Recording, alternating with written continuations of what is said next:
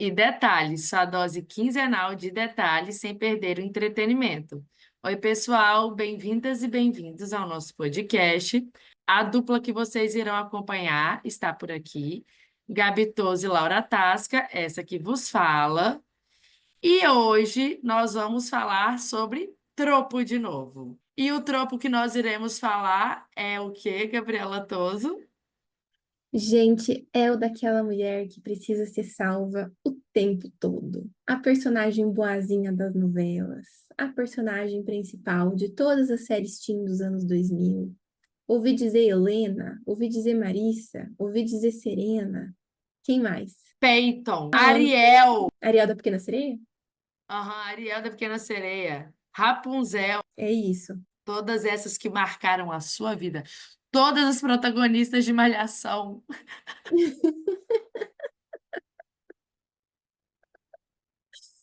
É isso. Essas pessoas que moldaram o nosso caráter, são sobre elas Nossa. que iremos falar hoje. Aí tem um episódio de Barrados no Baile, que a Ah, menina fica, ela é sequestrada, uma pessoa entra com uma arma, daí ela fica chorando, daí o namorado dela é salvo. Em Deus também tem isso. A Marissa é sequestrada, tem alguém com uma arma, o namorado vai lá e salva. O namorado tem, tipo, 17 anos. Fala a habilidade. uns meninos corajosos que nunca lavaram cueca na vida, mas sabe entrar numa cena de sequestro e salvar uma pessoa na cena de sequestro. Vocês já viram um homem pensando, cara? Vocês viram que saiu uma pesquisa de que para mulheres em situações de desastre, ou seja, situações de risco, além de elas terem que salvar a família, elas têm que convencer o homem que o problema existe. Como é que condicionaram a gente a achar que algum homem vai salvar a gente, quanto mais os personagens dessas séries que a gente assistia, cara? Bizarro, simplesmente. Gente, temos uma pergunta aqui para fazer para vocês. Quantas vezes vocês já viram uma personagem feminina ser sequestrada e esperar pelo mocinho para salvá-la? Se vocês conseguirem falar para mim uma série, um filme, um desenho, uma novela, que o homem é sequestrado e a mulher salva, com certeza existe. Por favor, me conta que eu quero ver. A gente até posta no Instagram do Deve ter os de podcast. heroína, talvez. Mas eu não sei se, tipo, a Mas Scarlett vai ser um Johansson mocinho, vai, tipo assim, vai ser a pessoa que se relaciona, ou tipo assim, vai ser uma criança, é, sabe? é isso. Tem que ter uma coisa meio afetiva ali, igual sempre tem no da mulher, sabe? Pelo menos vai criar uma fique na cabeça. Nossa, isso me lembra. Tem um podcast que eu gosto de ouvir que eles fazem leitura de histórias que a galera coloca no Reddit, sabe? Aquele site. E aí tem uma história de uma mãe que a filha ficava competindo com o padrasto numa viagem que eles estavam fazendo. E ela ganhava em tudo. E o cara não soube lidar com o fato de que ele estava perdendo para uma guria de 15 anos. E sabe o que que a mãe fez? Colocou a guria de castigo. Até o final da viagem. A viagem era de 2 semanas, e em uma semana inteira ela não pôde sair do hotel, porque ela tava, tipo, afetando, emasculando o cara sem. O que que era o emascular, né? Era o não precisar de orientação. Ela ganhava dele em tudo. Tipo, ela fazia desafio de Sudoku, ela ganhava. Fazia desafio de corrida, ela ganhava. E aí o cara foi ficando, tipo, puto e isso é o quê? É uma menina que não precisa ser salva, deixando muito claro para esse padrasto, ó, se acontecer qualquer merda, eu sou melhor do que você fisicamente, intelectualmente e emocionalmente, né? Que nem emocionalmente você tá sabendo lidar. E a menina falou isso pro cara. Ela até falou assim, ah, a minha mãe me falou que eu vou ter que parar de competir com você, porque você é uma criança que não sabe perder. Tipo, ela até jogou isso na cara. E aí a mãe foi lá e reforçou, colocando a menina de castigo. Enfim, foi uma história que eu fiquei muito chocada, mas que eu acho que explica um pouco, né, de como na sociedade a gente foi meio que condicionada a colocar os homens nesse lugar, né, de resolvedor de problema, de que salva. Tem até aquele discurso famoso da Reese Witherspoon, que ela fala que todos os filmes, em algum momento, a personagem feminina fala: What do we do now? O que que a gente faz agora? E aí tem um monte de clipe de mulheres falando isso para James Bond, para colegas, tipo, dos Vingadores, coisas assim. E que na vida real nenhuma mulher frente a crises faz isso. Mas a gente queria trazer a ideia desse conceito, né? O nome desse conceito em inglês é o damsel in distress, ou a dama em perigo. E ele tem origem de literaturas, assim, milenares. Então, a gente já vê isso em contos de fadas, em mitologias, em novelas. E não é incomum também a gente ver mulheres que fogem a esse tropo, que eu acho que ele conversa muito com a da boazinha, com a da loura ingênua, que a gente falou em outros episódios. Não é incomum a gente ver as mulheres que fogem a isso sendo punidas, né? As mulheres que honram o desejo, as mulheres que fazem o que elas querem fazer, as mulheres que não ficam numa relação de admiração barra submissão ao homem. Eu penso de cabeça na mulher que cortou o cabelo de Sansão, por exemplo. Então, a gente tem algumas histórias, assim, na formação da sociedade ocidental que nos explicam um pouco isso. E como ela falou, né, a Ariel é um exemplo clássico. Tem muitas, na verdade, né? A Branca de Neve. Tem muitos exemplos de contos de fadas nos quais as mulheres são resgatadas. E não, e na maioria das vezes, a pessoa que está fazendo mal para essas mulheres é uma mulher. E é esse homem que vai. É porque é sempre a bruxa que vai fazer mal, Uhum. a madrasta, né? São sempre essas pessoas, a tia, é sempre as primas que são maldosas e são contra essas mulheres, e é sempre esse príncipe que você nem conhece, chega, Isso. te beija, você tá dormindo.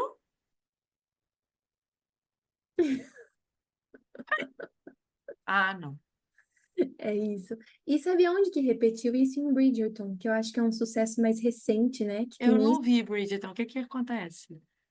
A série, eu acho que a série faz um trabalho muito bom de salvar o conceito de um livro muito ruim. Eu fico, assim, chocada. Eu tenho muitas críticas à série, mas como eu já li o material original, a série fez um milagre, assim. O material original é péssimo. Tipo assim, é Sério? muito, muito ruim. É mal escrito, não tem.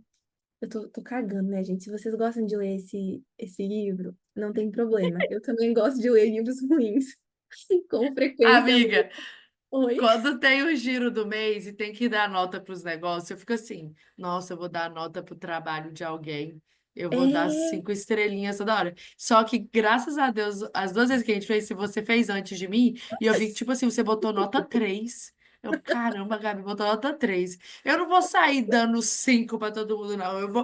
Eu tive capacidade de. Aí eu falei assim, nossa, eu tô cheia de mim, eu Não. tô peituda. Eu tô tendo opinião sim, porque eu fico nessa de tipo. Nossa, mas talvez eu só não gostei. No Letterboxd tem como dar tipo 4,5, Ah, 3,5, 4. Então, assim, a minha variação vai muito no meio. 4, sim. 4,5. É porque eu acho assim que muitas das coisas que eu critico eu não poderia fazer, né? Eu não conseguiria escrever livros de romance como ela. Mas assim, eu tenho muitos gostos que são ruins, tá, gente? Eu não tô querendo ofender ninguém dizendo que o livro é muito ruim, tá? É só porque eu acho que eu achei ele muito ruim. Ele é meio inconstante. O livro começa com um vocabulário, tipo, do inglês mais antigo, aí de repente parece que a autora desiste, o primeiro. Aí no meio ela desiste e começa a falar, tipo, super moderno. E é uma coisa que até a própria autora já falou, né? Que reforça muitos estereótipos. Inclusive, tem uma cena ali de abuso sexual, uma não, várias, né? De violência doméstica, que são super romantizados. E é meio que isso, assim, essa é a vibe. Mas, enfim, Desculpa se eu estiver cagando no gosto de alguém, tá? Eu também adoro ler livros de romance. Inclusive, os últimos que eu li foram aqueles das irmãs Brown, que não sei o que lá, Chloe Brown. São três irmãs que o sobrenome é Brown. E eles são super romance clichê, assim, não é bem escrito, mas eu amo. Enfim, dizendo tudo isso porque eu não queria ofender ninguém. Mas, nesse livro de Bridgerton, eles usam muito desse estereótipo e em situações que não faz sentido algum. Então, a última temporada de Bridgerton foi quando descobriram que a Penélope era a escritora de fofoca, que vaza. Penélope, charmosa. Desculpa, toda vez que fala Penélope, eu lembro dessa música de funk. Vai, continua. Mas ela era a mulher que fazia isso, assim. E aí, no livro, ela é meio que salva porque o Colin, que é o namorado dela, resolve apoiar ela mesmo frente a essa grande falha de caráter. Na série, essa história se manteve, mas eles melhoraram um pouco. Aí tem um outro personagem que é o Benedict, que a história dele é literalmente Cinderela, tipo, é Cinderela reimaginado, só que não é reimaginado, porque é mais ou menos a vibe, uma festa no castelo, tipo, Seria um plágio se a autora não tivesse deixado claro que ela tentou fazer isso mesmo. E aí, quase todos, assim, até a Heloise, que é a personagem mais pra frentex, até ela é meio que salva do drama de ser uma solteirona por um homem. Então, tem muito isso, assim. E é interessante o quanto que isso se mantém, assim, essa ideia de que a mulher sozinha não basta, né? Que ela precisa de alguém para dar conta dela. E que quando ela se mete em encrenca, é o companheiro que vai salvar. Lembrei de Bridgerton porque a do Colin, o Colin é um companheiro muito violento no livro. E mesmo assim ele é pintado como o salvador da Penélope, que só pôde ter uma vida social porque ele salvou ela da cagada em que ela própria se meteu por ingenuidade ou falha de caráter, sabe? Nossa, nada de novo Então, sob o sol. é um pouco isso que chama. E isso, Bridgerton é razoavelmente recente, né? Foi escrito lá nos anos 2000. Mas, assim, é muito comum a gente ter essa retratação, né? E aí a gente pegou alguns exemplos, assim, do cinema, que são os mais clássicos. Quando a gente fala muito de mocinha e tudo mais, eu acho que a gente pensa muito no que mulher consome, né? A gente Uhum, fala das princesas da Disney, uma coisa que a gente vê enquanto feminino. Só que tudo masculino, que é visto enquanto masculino, por exemplo, coisas de super-heróis, também uhum. e é sempre a mocinha tipo, ai, eu sou tão coitadinha. Ai, Peter, me ajuda, eu tô presa. Sabe? Ela sempre se enfia num lugar extremo, enfia no alto de uma torre pendurada. É uma coisa bem, ai, eu sou tão coitadinha. É sempre. E a gente falou no episódio passado do estereótipo de loira. Caraca, é sempre o estereótipo. Quando é loira, é sempre a loira burra, cara. Que fica presa, se diz? É tipo, ai, ela é tão bobinha. É, tão Ai, ingênua. ela é tão coitadinha. Mas Lois Lane e Superman, toda hora o super-homem tem que salvar a Lois Lane de alguma coisa. É. E, Gente, ela e não eu tem acho que tem. capacidade, a gente vai ter que interditar ela. Tô brincando. É, e eu acho que tem uma coisa assim também, não só nesse, né, mas aí o James Bond tem isso. Aí, sempre tem essa coisa assim de salvar. E algumas vezes até, tipo, Verônica Mars, que é uma série que ela é super pra frentex, ela que resolve os crimes, é ela que faz as investigações. Até em Verônica Mars tem algumas cenas que o par romântico salva ela. E é interessante, né? A gente vê como, até quando a gente tem estereótipos nos quais as mulheres se libertam um pouco disso, tem uma limitação, né? Tipo, em algum momento elas vão precisar dele por algum motivo, assim, vão precisar desse aconchego e tal. Eu acho que isso é uma coisa que o The Morning Show quebra. Tipo, no The Morning Show tem uma relação legal da Jennifer Aniston com o marido, de que ela não precisa dele, aquilo tá bem estabelecido. Tipo, é claro que entra um pouco naquele clichê da mulher sobrecarregada, que não tem tempo pra família e tal. Mas é interessante, né, que ela não precisa dele, ela tá fazendo sozinha a estratégia pra se livrar da bagunça que aconteceu, né? Sabe o que eu penso? Que você falou The Morning Show, mas eu acho que isso tem algumas séries norte-americanas que têm essa pegada que vai muito nessa questão do feminismo norte-americano, mesmo assim, de empoderamento, mas é muito por ser monetário. Eu acho que pega muito porque é quando a mulher tem independência financeira. Eu, Laura, por exemplo, não costumo ver muito, tipo assim, coisas que dizem respeito a mulheres que estão marginalizadas. Tem isso não, é sempre uma mulher que tem uma questão financeira muito boa, está neste local de Uhum, independência do homem. Não sei se você acha isso também. E aí, sabe o que que eu lembrei aqui? É que eu vejo muito vilã no Brasil utilizar desse estereótipo de ser salva para poder fazer todo o plano dela aham, em cima disso.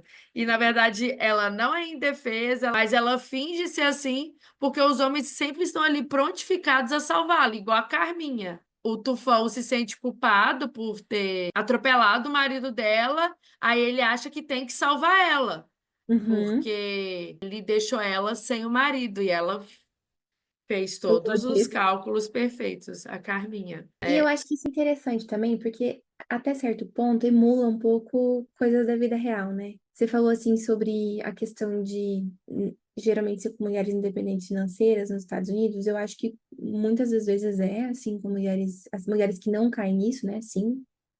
E mesmo assim, elas às vezes caem no lugar de aquela megera, né? Aquele caso daquele filme A Proposta, da mulher que não precisa ser salva dela mesma, mas ela precisa aprender a amar para ser completa. Então a gente tem esse outro, né, estereótipo. Mas eu acho que esse lugar também, mulher que precisa ser salva, ele também é um lugar exclusivo para mulheres brancas.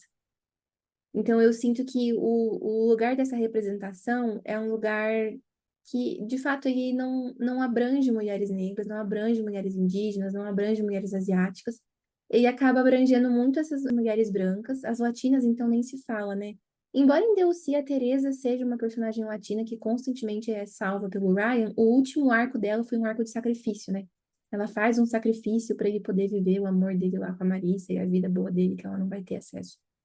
Mas eu acho que, na maior parte dos casos, e inclusive o que eu queria falar que traz para a vida real, é que tem muita mulher que usa disso, né? O tal do quem me conhece sabe, ele vem muito desse lugar, assim, de, eu não sabia, eu fui cúmplice disso aqui, mas eu não fazia ideia, e funciona. E eu acho que um dos motivos de funcionar, tipo, a Virgínia vive fazendo isso, né?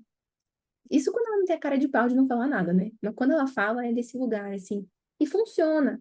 Funciona Veja. porque, tipo, é um lugar que a gente tá acostumado a ver. E tem uma outra questão também, quando a gente, igual a Gabi disse, né, que as mulheres brancas estão nesse local que dá para elas serem salvas, quando a gente pensa em novela, e a gente pensa em núcleo de novela, que tem sempre núcleos pobres em novela, não existe um mocinha, tem sempre uma mocinha ali, mas a maioria das mulheres do núcleo pobre da novela, elas não são salvas. São sempre, tipo assim, umas mulheres muito braba, chefe de família, que tem seu próprio negócio, que faz das tripas coração, fazem de tudo para sobreviver. Como que uma mulher que Uhum, faz de tudo para sobreviver pode ficar sentadinha assim, olhando lá na esquina se vai aparecer o príncipe no cavalo branco? sim. E eu acho isso um. E é sempre braba, né, velho? É sempre umas mulheres muito peituda, independente. Eu acho isso muito maneiro. Lembrei da Dona Jura. A gente acabou falando sobre o complexo de Cinderela. Uhum, E eu fui e peguei o livro para ler, e eu e a Gabi, a gente conversou a respeito do livro, que a Gabi leu o livro também. Quando eu li o livro, a gente achou que não abarca muito essa realidade que a gente já falou aqui a respeito, né? De quem que pode estar nesse lugar de ser salva, quem não tem, nem pensa em estar neste local de ser salva. E algumas anotações eu acho interessante a gente trazer para a discussão, né? Porque quando a gente fala a respeito de como as mulheres têm a percepção delas impactadas a respeito desse mito do príncipe no cavalo branco que vai salvar ela, a Colette Dowling, ela diz que a gente pode até viver por nossa conta por um tempo, mas subjacente a isso tudo está o conto de fadas dizendo: aguente firme, um dia alguém virá salvá-la da ansiedade causada pela vida. E esse trecho ele revela muito como a dependência afetiva ainda molda muito a experiência feminina, mesmo entre mulheres independentes. E aí o que a gente estava discutindo antes disso é o seguinte: sabe quando a gente vê uma mulher que já está independente financeiramente, está feliz, tem suas amigas, tem um bom relacionamento com a família, viaja, aparenta estar bem, uhum. né? Sempre tem alguém que vira e fala assim: e quando você vai ter filho? Não tem namorado, não? Tá ficando velha. E talvez ela não se relaciona com ninguém porque ela tem algum. O problema deve ser ela. Uhum, Então, por mais que a gente seja independente e cria uma independência zero atrelada ao homem, a gente não quer esperar esse homem, tem gente que quer colocar esse homem sim ainda enquanto salvador. E tem gente que, por mais que esteja assim, começa até a se questionar se realmente, será que eu preciso de um homem do meu lado mesmo? Será que eu quero viver sozinha mesmo? Como se não ter um parceiro afetivo masculino fosse ter um vazio. Uhum. Como se E como. fosse. Ah, Pode perdão. falar. Não, e como isso engana, porque a gente é treinada a achar que esse homem vai chegar a nos salvar, mas isso é uma coisa que, primeiro, só está disponível para algumas mulheres, né? E segundo, todas as pesquisas mostram que o casamento é pior para a mulher do que é para o homem. E ainda assim, essa é uma pressão que vem sobre nós, né? E tanto eu quanto outras amigas já vi e já passei por uma questão assim de, tipo, de repente, o próximo passo na relação ser interesse mais meu do que do meu parceiro, do que a pessoa com a qual eu estou no momento. E como é bizarro, né? A gente ser ensinada a querer uma coisa que todos os dados dizem que é pior pra gente. A qualidade de vida piora, o sono piora, o estresse piora. Agora saiu uma pesquisa recente que disse que por muito tempo acreditou-se, e eu acho que tem algumas pesquisas que ainda mantêm esse posicionamento, de que o que atrasa a equidade salarial das mulheres é quando elas passam a ter filhos, que delas recebem menos oportunidades e tal. E aí uma nova pesquisa descobriu que não, que o que atrasa é o marido, e especificamente o tipo de marido. Então é uma pesquisa nova, a gente não sabe qual que foi a amostragem, nada, né? Eu não li o artigo para poder opinar. Mas eu achei interessante, tipo, a gente ser tão ensinada a querer uma coisa. E a gente está falando de independência financeira, mas óbvio que essa não é a única, né? Que existe a ideia da liberdade. Aí que a gente pauta a questão financeira porque a gente sabe que quando você está sem dinheiro, dificilmente você tem espaço para outra coisa ocupar sua cabeça, né? Você está preocupada com as contas a pagar e tudo mais. E Mas é eu um. acho que é muito do princípio da Virginia Woolf que fala que a gente tem que ter um teto todo nosso. É, Eu acho que a gente tem que ter um lugar nosso, né? Até porque a gente moradia é dignidade, né? Você tem o sim. direito à moradia, né? Então, cara, a partir do momento que você tem uma casa, você tem um teto, você não precisa de. Cara, talvez se alguma coisa der errado, eu não vou ter onde dormir, eu não vou ter onde me proteger. Uhum, Cara, isso mexe com a gente de uma forma que eu não. E aí você imagina se você tem um filho e se você quer se livrar de um relacionamento, que isso a gente ouve muito, aí eu quero me livrar desse relacionamento, mas indo para onde? uhum. Comendo o quê? E às vezes nem nesse extremo, né? Tipo assim, eu tô Mas numa foi situação. passado isso pra gente e a gente tem medo, né? Não, e assim, eu, por exemplo, tô numa situação confortável, né? Mas tava falando com a Lau antes, a gente ficou uma hora conversando antes de gravar, porque um edital que eu tinha ganhado, uma oportunidade super legal, de repente não existe mais por conta de questões de política mundial. E aí eu tô estressada, tipo, eu falei pra Lau antes da gente começar, tô cansada. Até minha voz falhou. Tô cansada, amiga, porque eu fiquei trabalhando até 3 da manhã, quase todos os dias da semana, tentando resolver uma coisa que era um dinheiro, que eu tinha um contrato assinado de que iria vir, e já tinha feito ações para alocar esse dinheiro, e de repente ele não vem mais. E aí a gente sabe que quando a gente está preocupado com isso, esse dinheiro não afetaria a minha sobrevivência, mas aí afetaria alguns projetos que eu tenho, e aí isso já me deixou estressada. Imagina quando a questão é de sobrevivência, né?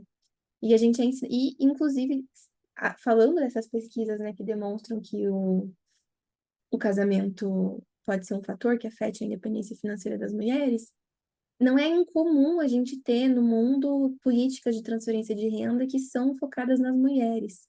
Porque quando se trata de famílias, por exemplo, Bolsa Família, não se pode dar o dinheiro na mão do homem, porque ele não vai gastar esse dinheiro no desenvolvimento da família.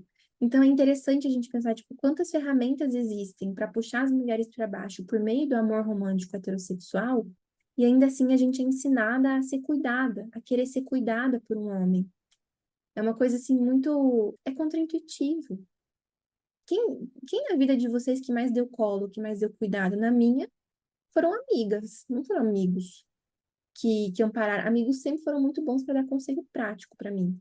Mas para amparar, para ter essa paciência, geralmente foram mulheres assim que tiveram. E eu acho que, óbvio que existem exceções, né? Mas que quem é ensinada pela sociedade a ser cuidadosa, a proteger os outros, são as mulheres. Os homens são ensinados essas performances de masculinidade que não pensam no coletivo, né? Então, é claro que existem diferenças nisso, principalmente a depender de raça, questões geográficas, mas a maior parte dos homens aprende que o valor deles reside na masculinidade e que essa masculinidade é individualista. Então, como é estranho a gente aprender que a gente vai ser protegida por um homem, vai ser salva por um homem, né? Não faz sentido. E isso que me chamou muito a atenção no livro, que era o que a gente estava conversando, e que eu quis até traçar um paralelo. Ô, Gabi, vê se para você faz sentido isso, né? Que você me falou, me fez pensar nisso. Tá. Enquanto a Dowling, eu acho que fala Dowling, não sei como que fala, a Uhum. moça que escreveu O Complexo de Cinderela, Hum, ela vê o amor como um campo onde as mulheres projetam a sua necessidade de proteção, mas ainda mantém uma certa reverência romântica, tipo, se for saudável, tudo bem. E pensando numa Valesca Zanello da vida, ela desconstrói a romantização do amor, mostrando como ele pode ser um instrumento de sujeição e controle. uhum, Porque a mulher ela aprende a valer pelo quanto que é amada e não pelo quanto se ama. E isso cria uma autoimagem independente. Porque a uhum, Valesca diz que o amor romântico, como nos foi ensinado, ensina a mulher a ser gostável, não a se uhum. gostar. Faz Eu só sentido. senti uma incompletude no Complexo de Cinderela, porque lendo tudo e pensando por essa perspectiva, eu acho que ela não enfrenta uma estrutura de poder onde esse desejo de dependência é fabricado. É como se Uhum, fosse um problema das mulheres resolverem sozinhas, sem cobrar mudança do sistema. Uma coisa bem assim, vou fazer isso sozinha. Vou uhum, aqui criar uma independência e, e aí eu vou me livrar disso. Não é. Porque a Valesca Danello, ela, quando ela escreve no Prateleira do Amor, ela fala que, ao contrário disso, ela expõe um caráter coletivo da opressão e coloca a culpa onde ela realmente está, nessa uhum, cultura que ensina as mulheres a se anularem para serem amadas. uhum, Então, assim, é ensinado para gente que a gente tem que se anular, porque aparentemente quem foi ensinado que tem o controle ele foi ensinado para o homem a cuidar das finanças, foi ensinado ao homem que ele precisa sim ter um trabalho que não seja o trabalho doméstico, o trabalho materno, e nós mulheres foi ensinado outro tipo de trabalho, que inclusive é um uhum. trabalho gratuito, né? Sim.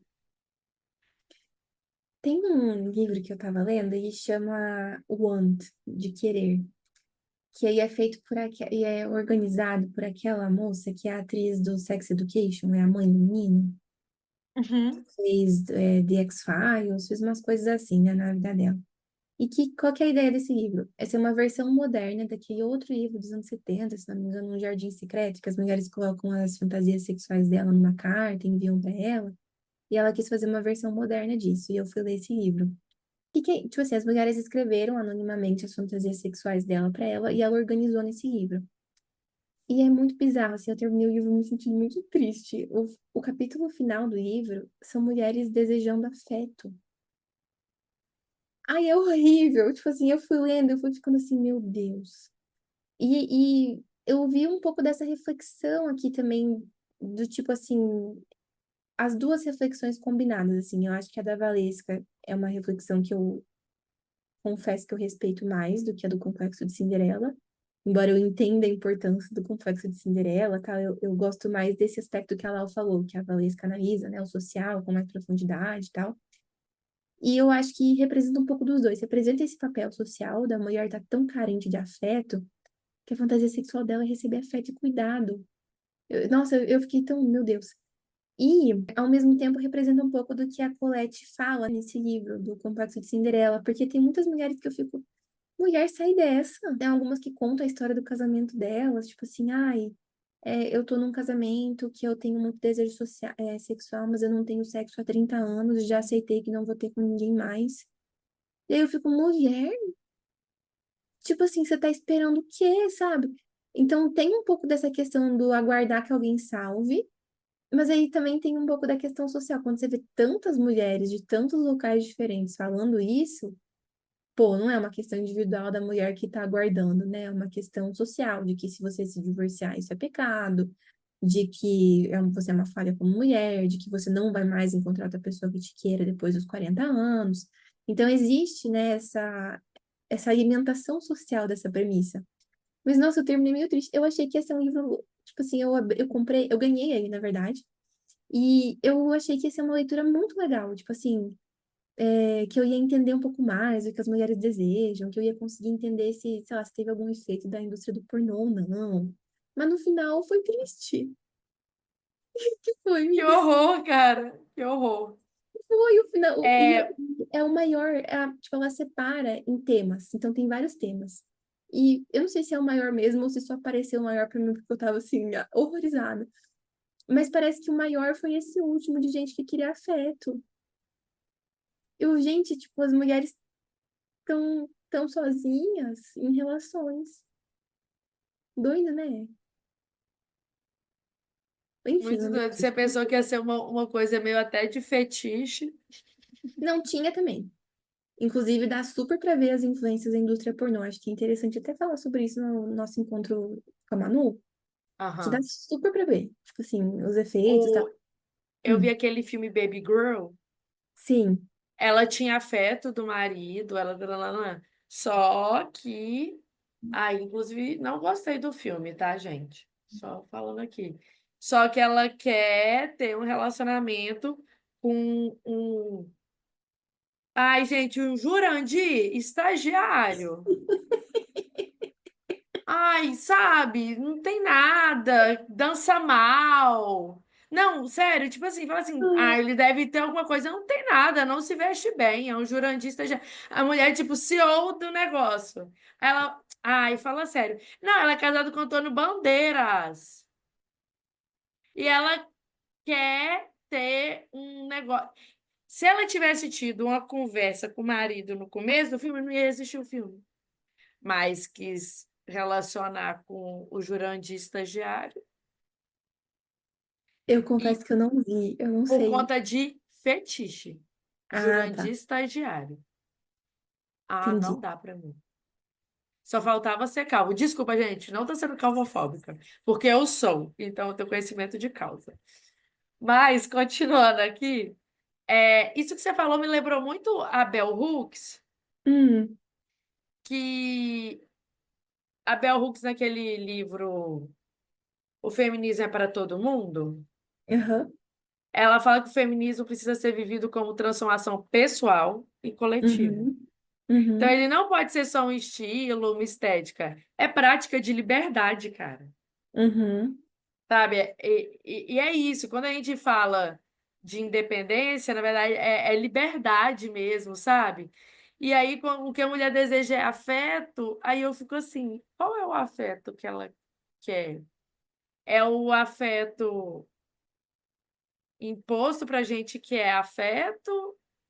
Ou é um afeto de verdade? É um afeto de quem ama ela de verdade, de amiga, sabe?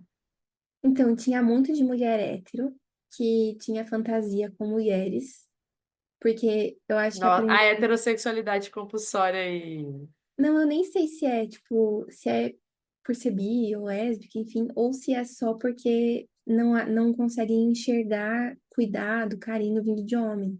Nossa. Tinha muito assim, que era, ai, e daí eu vou ver essa mulher fulana, e daí eu vou me encontrar com a mulher fulana e ela vai me abraçar. Sabe assim? Tinha muita coisa assim, tipo, nossa, eu fiquei. Mas eu vou ler o original, que esse livro aqui é a continuidade de um dos anos 70 porque eu quis ler esse livro. Eu tava lendo, comprando vários livros pro podcast, assim, foi na minha viagem agora do final do ano. E aí meu namorado me deu de Natal esse e aquele outro dos tropos de mulheres que fomos ensinadas a odiar. E Uhum. aí o meu objetivo era, tipo, ver se dava pra ver coisa da indústria pornô. Eu acho que dá pra ver esses efeitos, assim, nos desejos das mulheres, porque tem bastante coisa nesse sentido. Mas eu quero ver o original, porque o original ainda não tinha uma indústria tão forte, é dos anos 70, né? Pra Uhum. fazer essa comparação. E ver se também tinha naquela época essa coisa dessa necessidade de ser cuidada, de ser vista. Era meio triste, assim, tinha uns assim, ai, eu sou uma mulher de 60 anos e na minha fantasia eu não sou nem gorda nem velha, eu sou bonita, nova, tipo assim, e a pessoa atribui o bonita ao nova. E aí eu fico, nossa, nem na sua fantasia você se gosta.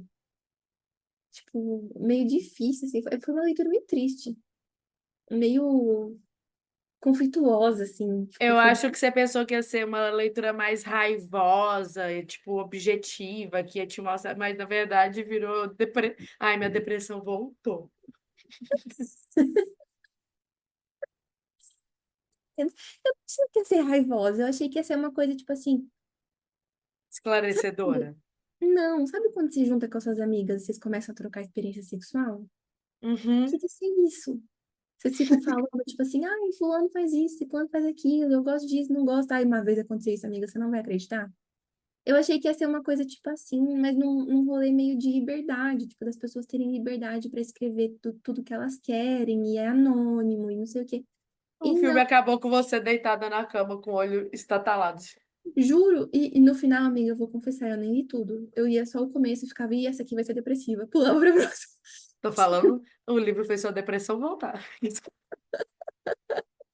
Ai, gente, É Gente, é ridículo isso que eu tô falando, tá? Mas eu cismei de falar por conta da Marina, minha amiga. Que eu cismei, isso. tipo assim, quando uma pessoa fala uma coisa, tipo assim, aí eu, ai, cara, fez minha depressão voltar depois dessa. Mas eu vou parar de falar isso, pelo amor de Deus.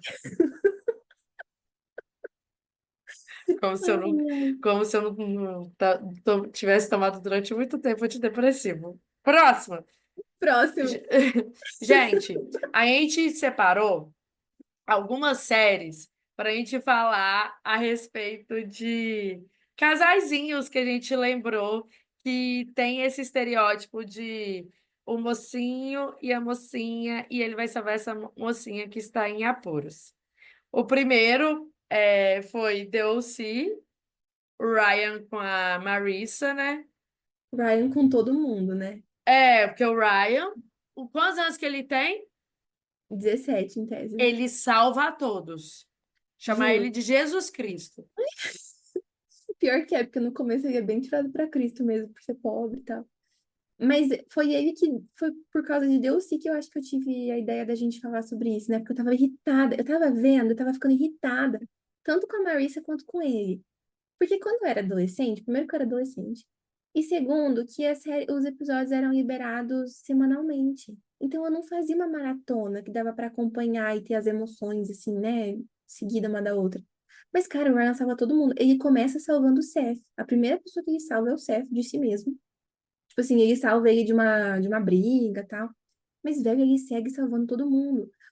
A Marissa é uma, né, que tá sempre precisando ser salva. Mas eu vou passar um pano, porque a menina passou por muita coisa e ela tem claramente depressão e alcoolismo, e ninguém se importa. Então, tipo assim, tudo bem, tem duas doenças psicológicas, mentais sérias. Mas, assim, o cúmulo pra mim foi o cara armado e o Ryan indo salvar de alguma forma. Mas pelo menos ele levou o Sandy junto, então levou um adulto, né? Menos mal, e a polícia. Mas o cúmulo foi o final da temporada. Que a guria engravida, ela não sabe se ele é o pai. E só porque ela tá grávida, ele vai junto. Ele não sabe se ele é o pai. E tipo assim, foi tudo bem, eu entendo que foi um recurso, né, que os roteiristas tiveram e tal, mas ele largou a escola para virar assistente de pedreiro, porque a amiga de infância dele estava grávida e ele não ia deixar ela fazer isso sozinha. Tem um pai da criança, não é você. Tipo assim, que cara, eu não acredito. Que coisa bizarra. E ele foi, tipo assim, é o Ryan. ele salva todo mundo sem parar, assim, é muito bizarro. Tipo, o Seth é umas 15 vezes que o Seth faz merda, é o Ryan que vai lá e salva. No começo, principalmente. Aí depois tem uma fase que é a Marissa. Aí depois é a Teresa. Aí depois é a Lindsay. Puta que pariu, velho. Tipo assim, ele é o salvador de tudo. O cara que dá conta de tudo e coitado. Ai, que dó que me dá. Mas é Não, é o preço que se paga de ser o estranho no país, né? Vai enfiar o pobre no meio dos ricos e tem que salvar todo mundo. Pobre bizarro. não tem um minuto de paz, gente.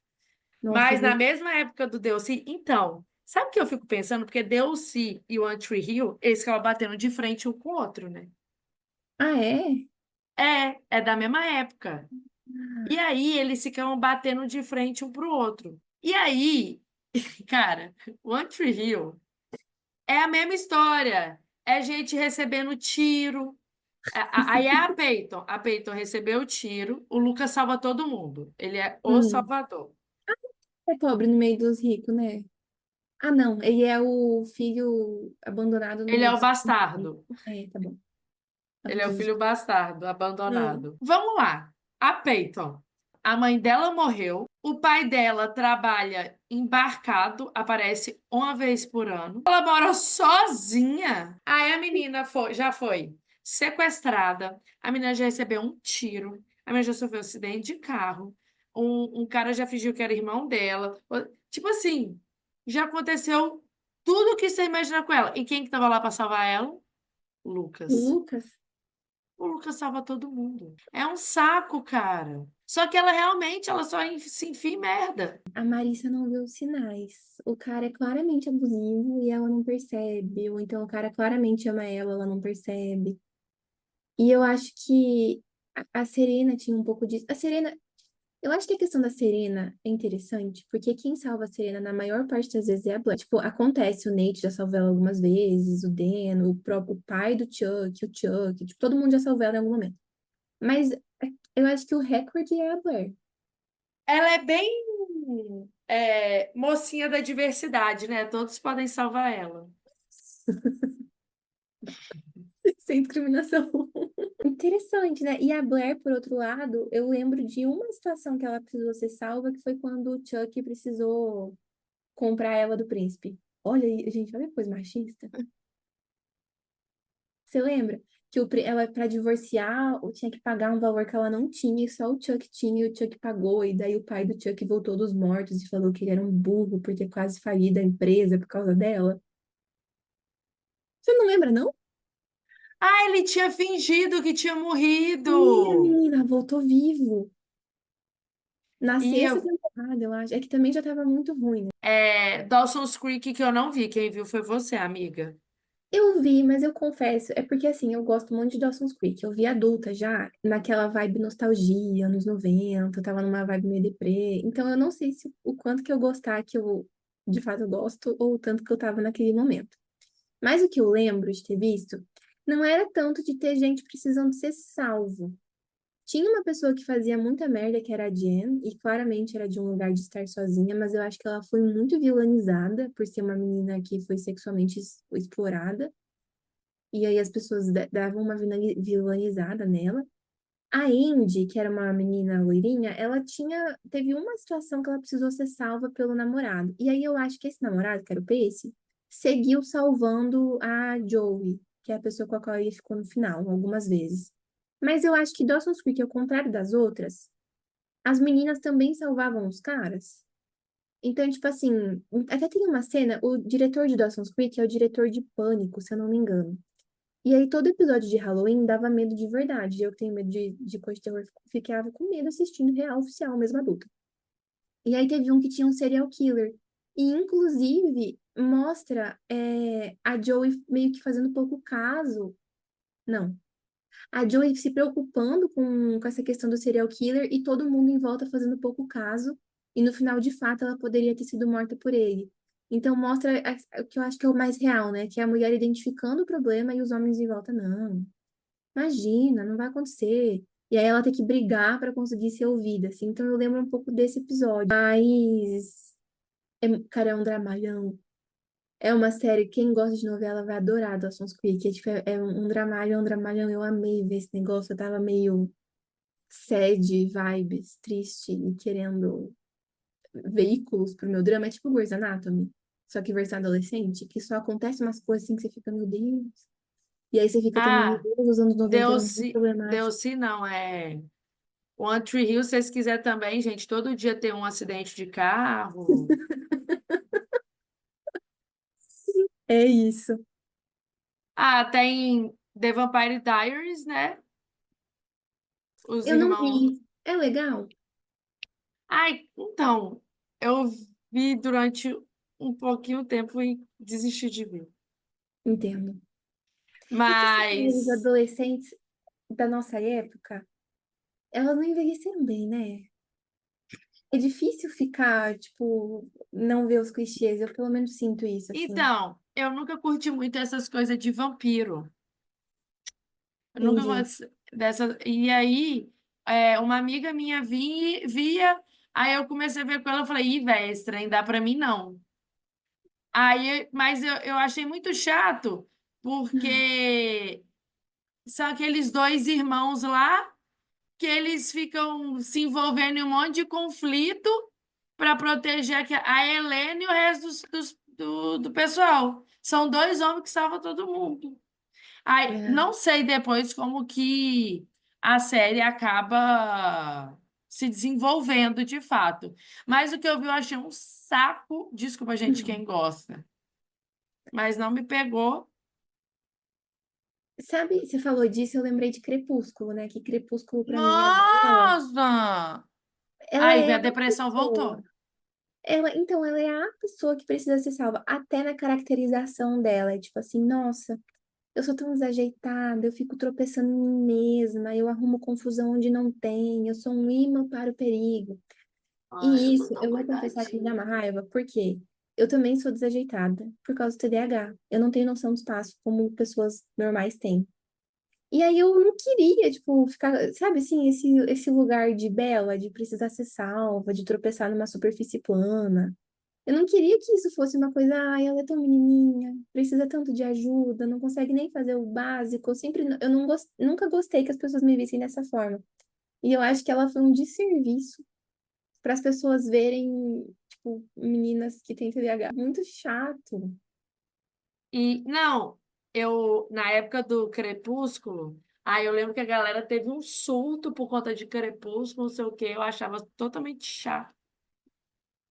Eu tava em outra vibe, eu tava numa vibe mais descolada, mais galera, e aí eu fiz tipo, ai, nossa, nada a ver esse povo, tipo. Não, eu Aí eu amava, não e vi, bem todos. Pick Me Girl, né? Tipo, ai, esse povo, nada a ver. Aí eu não vi, e aí deu um tempo. Passou tipo perto de um Réveillon. Eu tinha viajado com os meus pais, só tinha TV aberta, não tinha internet na época, não existia smartphone e tal.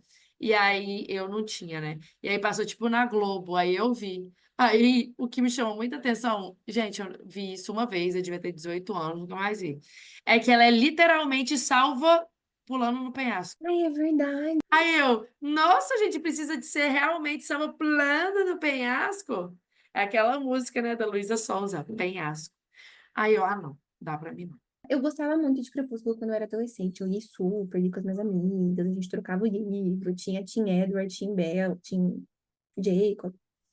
Eu lembro de viver essa fase também intensamente. Mas esse negócio dela precisar ser salva o tempo todo, inclusive é usado contra ela. Tipo, ela é proibida de fazer algumas coisas porque o Edward sabe que ela vai se pôr em perigo. Olha como a narrativa é usada, né, para convencer a gente a aceitar coisas inaceitáveis. E aí a Vamos gente. trancar ela dentro da casa com a Peyton. Não, amiga, de fato, uma vez ela quis sair e estragou o carro dela pra ela não poder sair. Tipo assim, isso é uma cena que. E aí depois ela fica brava. Essa cena me marca muito. Por quê? Ele estragou o carro dela pra ela não sair. Daí ela não viu, né? Foi sair, quando viu o carro tava estragado, ele tava dentro do carro, tinha acabado de estragar. Daí aí ele falou que entende, que isso estava muito preocupado, porque ela podia morrer, não sei o quê. E se ela como se ficar perto dele não fosse um risco de vida para ela a cada segundo, né? Inclusive, tem esse fator, assim, que ele é um risco de vida para ela. Mas enfim, risco de morte? Risco de vida, não sei falar. Vida em risco. E aí ele fala assim, eu entendo se você não quiser que eu durma com você hoje, não sei o quê, se você não quiser, fecha a janela. Daí ela sobe, fecha a janela muito forte, mas não resiste e abre a janela de novo para ele poder entrar. É tipo assim, uma coisa abusiva tão romantizada. Eu lembro que desde aquela época aquilo já me incomodava. E eu acho que agora que a gente vai falar de outras tentativas de subversão, uma autora que eu lia na mesma época e que eu acho que não colocava mulheres nessa posição de ser salva e nem nessa posição de ser perfeita, tipo ser de Deus, essa coisa assim, era a Meg Cabot, que colocava Ai, os sim. personagens, né?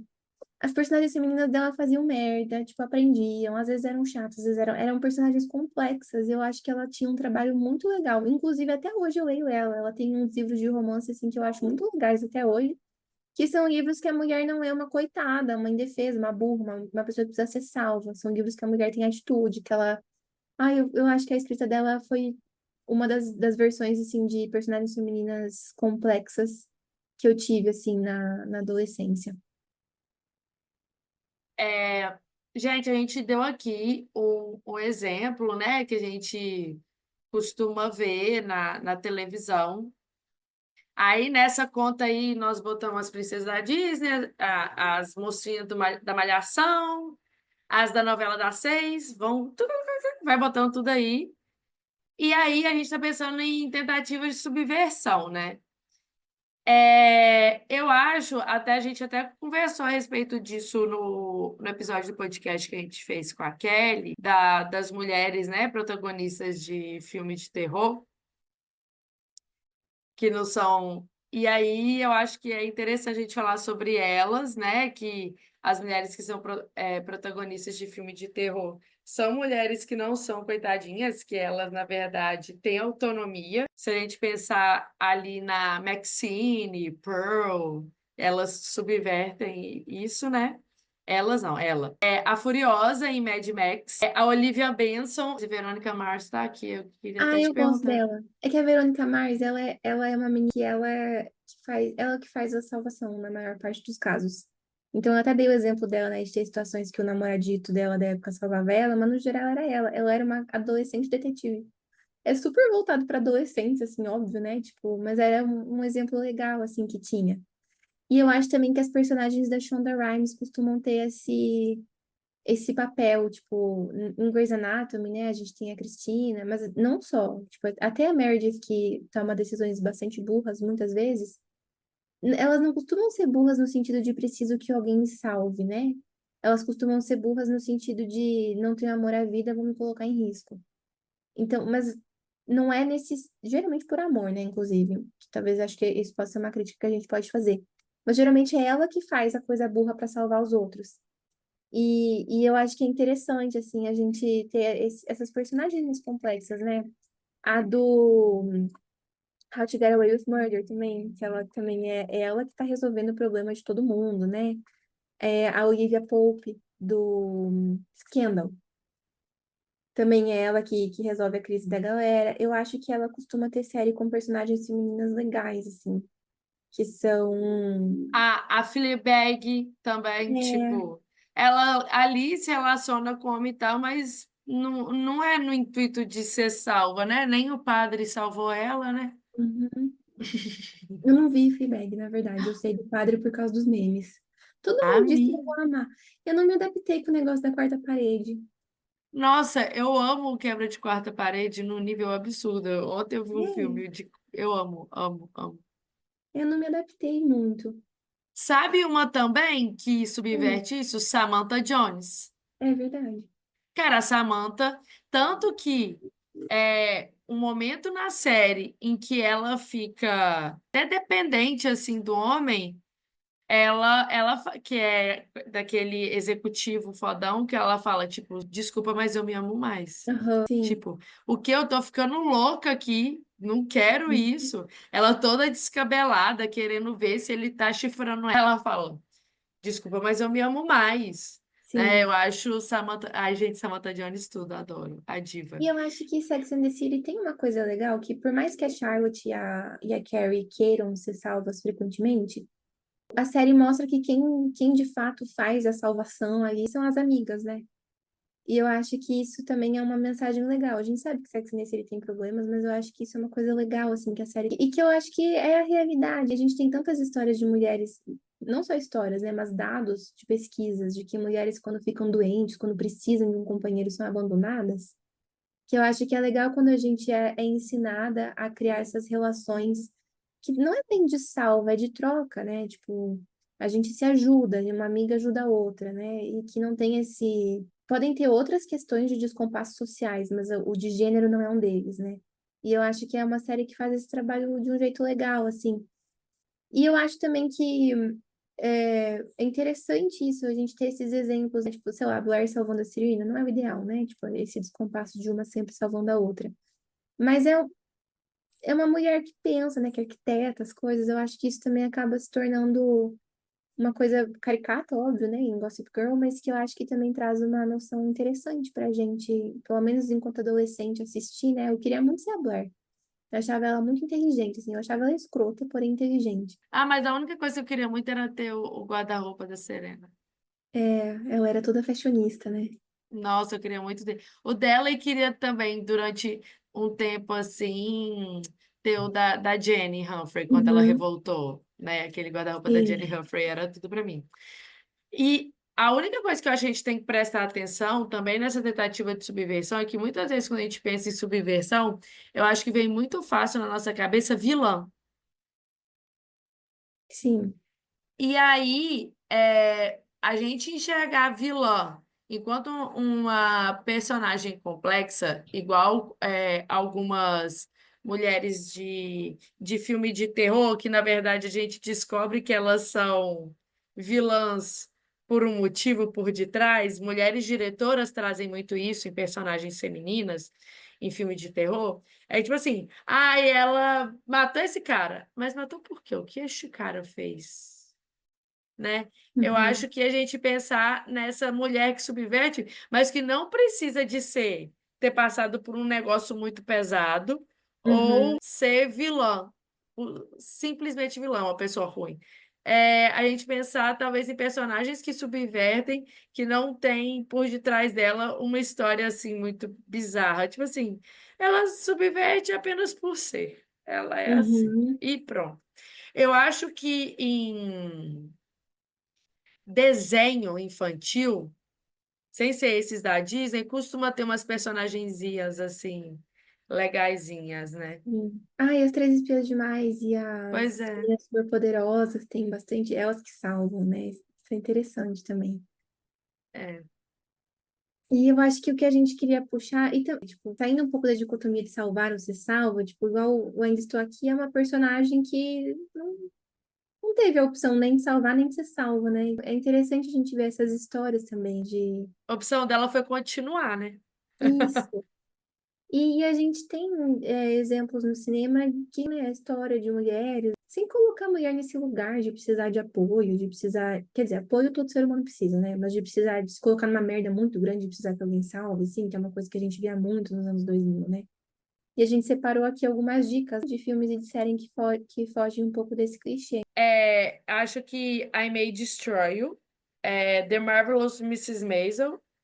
Eu até estava conversando a respeito dela com a Gabi, porque Marvelous Mrs. Maisel tem muito a vibe a mística feminina. Só que é Hum. interessante, assim, quando você vê até o final, como que subverte e como que ela é uma personagem complexa. Eu acho isso bem interessante. Eu confesso que não vi nenhum desses. Eu preciso muito ampliar meu repertório, assim, de coisas que fogem ao clichê. Nossa Senhora. Mas acho que os exemplos que a gente deu, né, de Scandal, de How I Met Your... Opa, de How to Get Away with Murder, são exemplos também, né, de personagens que não seguem isso. Você falou de Eunice, velho. Eunice só subverte depois que o Rubens Paiva morre, né? Eu não vejo ela no começo como alguém sendo salva, né? Eu vejo ela no começo como fazendo o trabalho Não, doméstico. mas ela se reinventa e ela vira quem ela é Uhum. depois que ele morre, né? Talvez com ele presente não teria tido esse espaço, né? É triste. ela ficou muito grande depois que ele faleceu, né? Sim. E quantas histórias a gente não vê, né, de mulheres que, tipo, conseguem dar um pontapé na carreira, ou às vezes nem na carreira, mas que estão felizes, tipo, com outras coisas, assim, depois que se livrou de um relacionamento que às vezes nem era um relacionamento abusivo, não era um relacionamento que não era saudável, mas que por conta dos papéis sociais que a sociedade coloca de gênero, a mulher estava sobrecarregada e parou de estar. E aí, ao parar de estar, ela teve espaço para fazer coisa que ela gosta, para ter hobby, para viver, tipo, para ver amiga, tipo, então, o quão comum é isso, né? Quantas histórias a gente não escuta disso, quantas amigas não passaram por isso? Parece que termina e o brilho volta, né? Eu tô pensando aqui, eu conheço algumas histórias reais, algumas Sim. boas.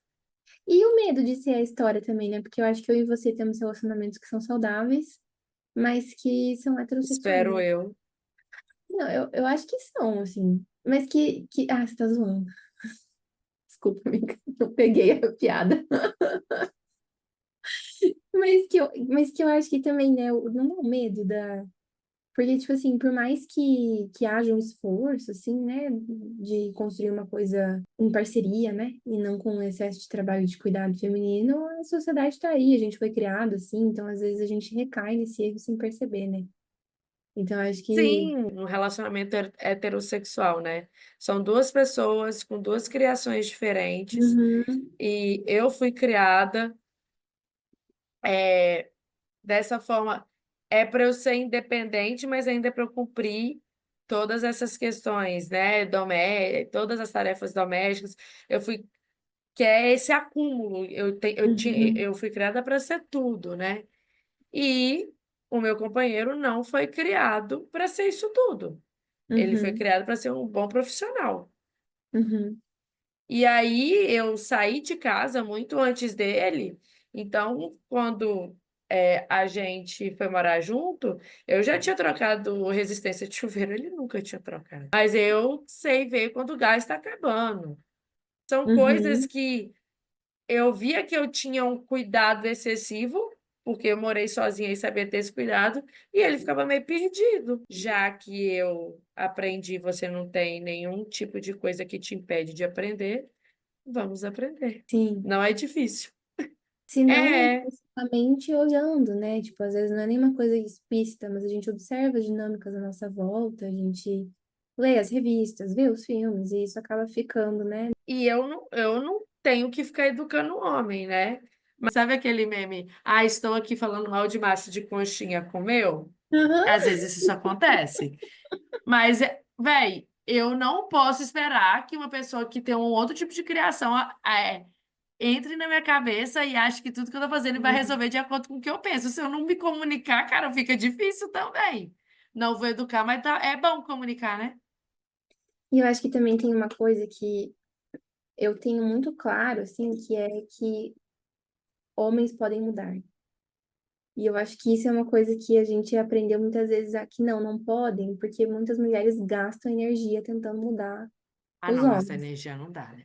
Mas é porque às vezes eu fico assim, nossa, se eu for me relacionar só com um homem que nunca fez nenhuma merda machista, eu não vou, né? Tipo, tudo bem, ainda bem que eu sou bissexual.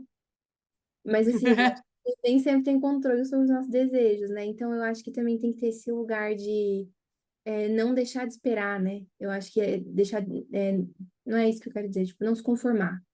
Ah, é homem, é assim mesmo. Não, não é. Tipo assim, dá pra mudar. Se você quiser mudar, você vai fazer esse esforço. Tô vendo esse esforço ou não tô? Acho que é aí que fica a chave, né?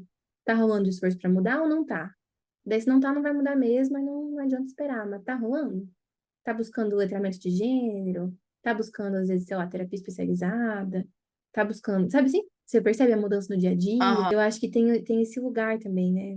Porque, de fato, cair nessas dinâmicas, a gente tá falando desse tropo, né? Da menina que precisa ser salva. Mas a gente sabe que a realidade é que são as mulheres que salvam as famílias, que salvam a renda, Ai, eu tô salvam a doida por vida. um homem me salvar, lavando todas as minhas louças, arrumando a minha cama. Qual é o Então, tipo? Isso para mim é me salvar, tá? Organizando a então. casa todinha para mim. Isso para mim que é me salvar. Homens, me salvem assim. Mas então, o episódio de hoje foi sobre esse tropo, mas a gente sabe que esse tropo, ele ilude a gente, né? A gente aprende que a gente precisa ser salvo, que a gente precisa dessa. dessa validação, desse cuidado que tem Salva que um Pix na minha conta!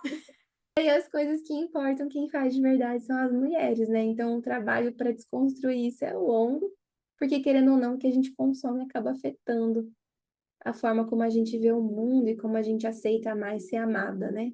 É verdade. Queremos todas. E com esse chamado, a gente gostaria de lembrar vocês que a gente se vê daqui 15 dias, daqui 2 semanas. A gente quer muito formar essa lista de referências, né, para a gente desconstruir esses tropos. Então, se vocês tiverem recomendações aí de protagonistas femininas que não caiam nesses tropos, não deixem de comentar aqui na sua plataforma de áudio, da onde você está nos escutando, e também nas nossas redes sociais. Estamos no Instagram, no Threads, no TikTok e no YouTube com o @detalhepod em todos eles. Um E aí, beijo, e lá no YouTube você vê a gente de vídeo. isso. Beijo, gente! Até daqui 2 semanas.